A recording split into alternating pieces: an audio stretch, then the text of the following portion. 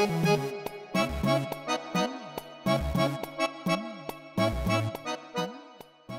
ব্যাপার তো ভাই, আপনি এত রাত্রে এখানে দাঁড়ায় আছেন? আসেন, ভেতরে আসেন। না ভাই, বারান্দাতেই ভালো লাগতেছে। আসলে গ্রামে বড় হয়েছি তো, ঘরের মধ্যে কেমন জানি দম বন্ধ লাগে, তাই একটু খোলামেলা জায়গায় দাঁড়ায় আছি। আচ্ছা ঠিক আছে ভাই, কিন্তু গ্রামেও তো আপনারা ঘরেই ঘুমান।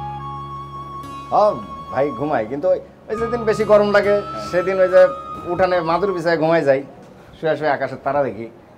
আপনাদের শহরে তো আকাশে কোনো তারাও নাই। তারা সব আকাশেই আছে রে ভাই। গ্রামের আকাশ পরিষ্কার, এই জন্য গ্রামের আকাশে আপনারা তারা দেখতে পান। শহরের আকাশে তো ধুলাবালি ধোঁয়া, এই জন্য শহরের আকাশে তারা দেখা যায় না। ভাই আপনি জ্ঞানী মানুষ, আপনার সাথে কথা কয়ে আমার খুব ভালো লাগছে ভাই। না রে ভাই, আমি মাস্টার্স পাস, খুব সামান্য একটা ছেলে। ওয়ালটন আবারও মিলিয়নিয়ার অফারে ওয়ালটন ফ্রিজ কিনে আপনিও হয়ে যেতে পারেন মিলিয়নিয়ার। চাকরির জন্য এই ঢাকা শহরে আসছি। বিজনেস নিয়ে পড়াশোনা করছিলাম, ভাবছিলাম যে পড়াশোনা শেষ করার সাথে সাথে একটা বড় চাকরি পাবো। না, সে আর হইল কি, এখন দেখি চাকরিও খুব আকাল। আমা কি কন, আপনিও কি তাহলে আমাকে মতো বেকার, চাকরি নাই? আছে, ছোট্ট একটা চাকরি আছে, কিন্তু একটা ভালো বেতনের চাকরি না হইলে এই শহরে টেকাটা খুব মুশকিল রে ভাই। ফুল কি কারণে ঢাকায় আসছে এটা তো আমাদের কোনোদিন বলে নাই। অবশ্য আমরা নিজেরা কোনোদিন জানারও চেষ্টা করি নাই যে সে কেন ঢাকায় আসছে, সে কি করতে চায়, আসলে তার জীবনের উদ্দেশ্যটা কি।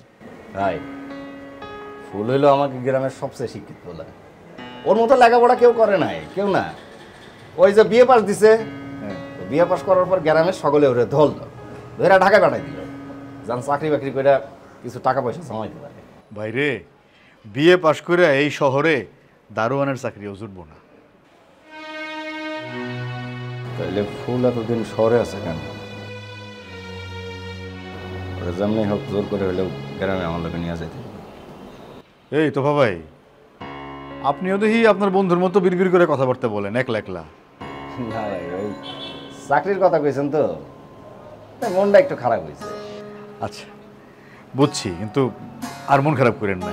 কালকে একটা বিশেষ দিন, আর কালকে কিন্তু আপনার একটা পাঞ্জাবি পরতে হইব। ভাই আমি তো আর কোনো কাপড় চোপড় আনি নাই, একটা শাড়ি পরে আসছি। ফুলের লগে রাস্তায় দেখা হইলো, ও নিয়ে চলে আসছে। এই যে ফুল চলে আসছে। শোনো ফুল, কালকে তোমার একটা পাঞ্জাবি তোফা বাইরে পড়তে দিও। কালকে তো আমাদের উদ্বোধনী, তার তো পাঞ্জাবি পড়তে হবে। ভাই আমরা এর মধ্যে নাই, আমি কোনো পাঞ্জাবি টাঞ্জাবি দিতে পারবো না। কালকে আমাকে সকালে কাজ আছে, আমরা সকাল সকাল বের হয়ে যাবো।